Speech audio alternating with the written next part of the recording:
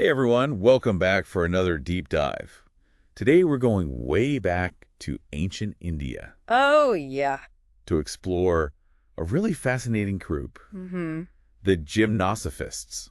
Ever heard of Oh, them? absolutely. The naked philosophers. That's the ones. These guys, well, they really turned heads wherever they went. Kind of hard not to when you're living that minimalist lifestyle.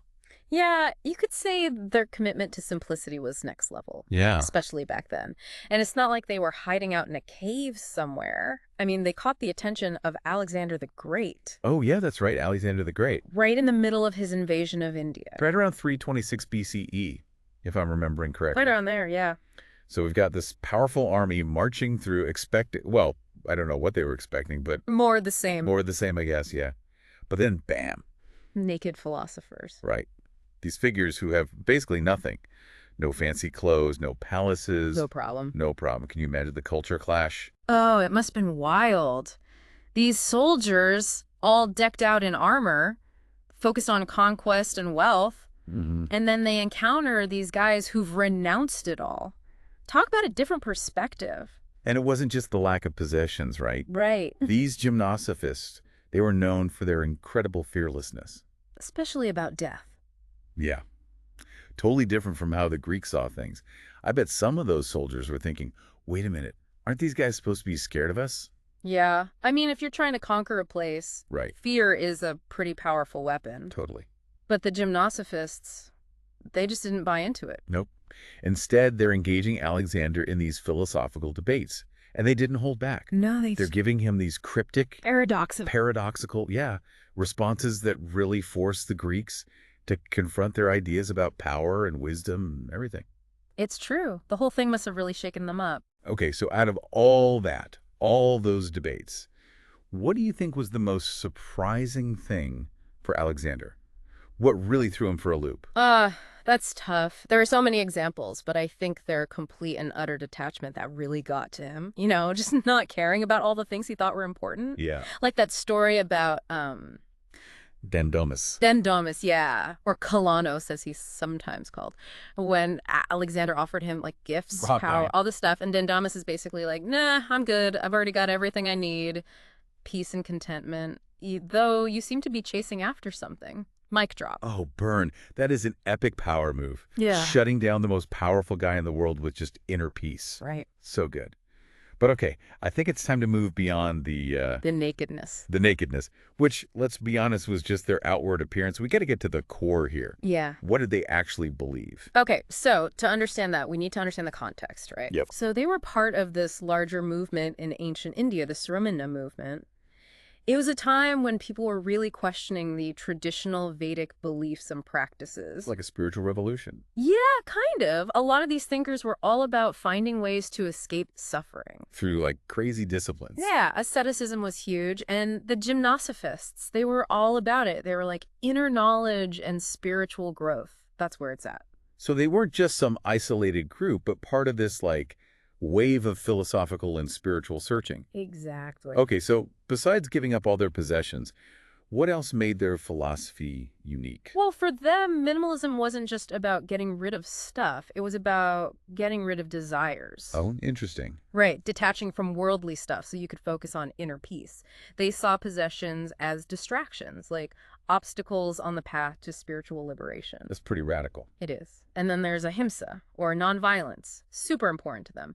They believed that harming anyone, human or animal, created bad karma and like held you back spiritually. Like a super intense version of treat others how you want to be treated. Yeah, treat everyone and everything with respect. It's all connected. Okay, so I've got simplicity, nonviolence, and stump.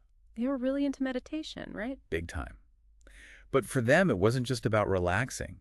It was a way to gain knowledge, to reach enlightenment.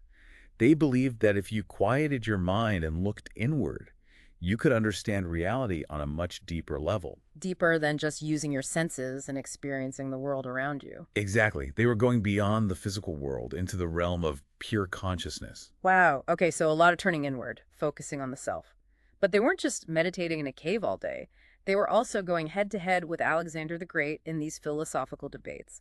Did their inward focus affect how they approached those debates? Oh, for sure. They weren't swayed by power or fancy arguments. They were coming from a place of inner truth. And that probably threw the Greeks off even more. Totally. Their responses often challenged the very foundations of Greek thought. So how did the Greeks, who were all about logic and reason, react to these seemingly unconventional thinkers? Did any of their ideas actually stick? That's the interesting part, because you see, the Gymnosophists weren't a formal school or anything, so it's hard to track their direct influence. But their ideas definitely seeped into Western thought in some really interesting ways. Okay, I'm intrigued. Spill the beans. How did these naked philosophers end up shaping Western ideas? Well, there's one guy who really stands out, Pyrrho of Elais. Heard of him? Can't say I have. Should I have? Well, he's kind of a big deal in philosophy, founded a whole school of thought, Pyrrhonism, Which is skepticism. questioning everything. And guess what? He hung out with the Gymnosophists. He traveled to India with Alexander's army. So we don't have like written proof they met. Right. But a lot of scholars think those Gymnosophist ideas, they really rubbed off on him. Wow. So from these Indian philosophers living their super simple lives, questioning everything, we get the seeds of Western skepticism. That's kind of mind-blowing. It is, isn't it? Shows how ideas can travel across time and cultures in unexpected ways. And it might not have stopped there. Some historians see connections between the Gymnosophists and, later schools of thought like cynicism and stoicism. Oh, yeah, I can see that. The cynics, rejecting all the social norms, embracing a simple life. That sounds pretty Gymnosophisty. Right. And the Stoics, focusing on virtue and self-control, those ideas resonate too. It's like the Gymnosophists planted a seed that grew into this whole forest of philosophical ideas in the West. Okay, I love that analogy. It makes you wonder how many other ancient philosophies are out there just waiting to be rediscovered and reinterpreted for the modern world. But we've got to give credit where credit is due. The Gymnosophists, they weren't just some random group popping up out of nowhere. Oh, definitely not. Remember the Shramana movement we talked about earlier? That period of intense philosophical and spiritual searching in ancient India. Exactly. The Gymnosophists were right in the thick of it. That whole movement was about challenging the status quo. Like a bunch of intellectual rebels. Yeah, basically. Thinkers and ascetics from all walks of life, questioning traditional beliefs and practices. So the Gymnosophists, with their emphasis on personal experience and inner knowledge, they fit right in. Perfectly.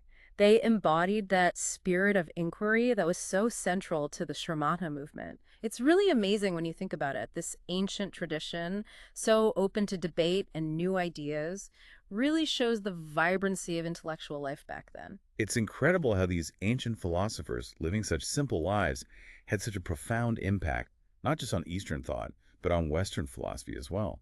But it's not just ancient history, right? Their philosophy still speaks to us today. Totally. It's timeless. So, what are the most valuable lessons we can learn from the Gymnosophists? What wisdom can we glean from these naked philosophers thousands of years later that can actually help us navigate our modern world? That's the million-dollar question, isn't it? And I think each listener needs to answer that for themselves. But if I had to distill some key takeaways from the Gymnosophists' philosophy, well, there are three things that come to mind. 3 things. All right, lay them on me. Yeah. What wisdom nuggets can we get from these ancient philosophers? Stuff that we can actually use in our crazy modern world. Okay, well, first, I think the Gymnosophists really challenge us to rethink our relationship with all the stuff, Material possessions. Yeah, exactly. In a world that's obsessed with having more, they remind us that true happiness, real contentment, might actually come from wanting less. Less is more. Exactly. They're like a call to declutter, not just our homes, but our minds too. Freeing ourselves from that constant need to buy things, to chase after things we don't really need. Okay, that makes sense. Like before you hit add to cart, Right. take a moment, ask yourself, do I actually need this? Is this going to make my life better? Exactly. Love it. What about the second takeaway? Self-discipline. Now, I'm not saying we all need to go live in the forest and give up everything we own. Oh, yeah, that might be a bit extreme for most of us. Right. But the Gymnosophists, they understood that real freedom comes from mastering your desires, not letting them master you. That makes sense. They practiced intense self-control, but even in our world, even in small ways, cultivating discipline in our thoughts, our actions, even our habits can lead to a more fulfilling life. So it's less about deprivation, more about making conscious choices. Yeah. Choosing what really matters and letting go of the things that don't. Okay, I'm digging this. What's the third lesson? This one's big. Introspection.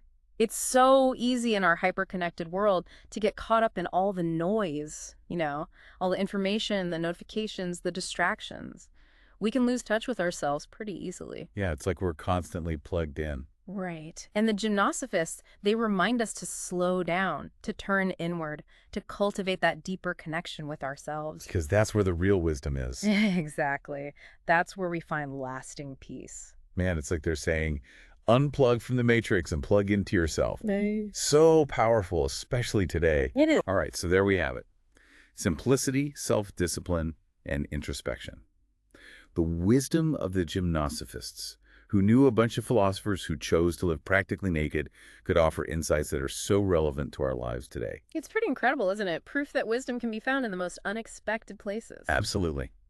Well, that wraps up our deep dive into the world of the Gymnosophists, those naked philosophers who challenged the status quo, sparked some amazing debates, and left their mark on both Eastern and Western thought. Mm-hmm. Their story is a reminder that true wisdom often comes from looking beyond the surface, from questioning everything, and from daring to live differently.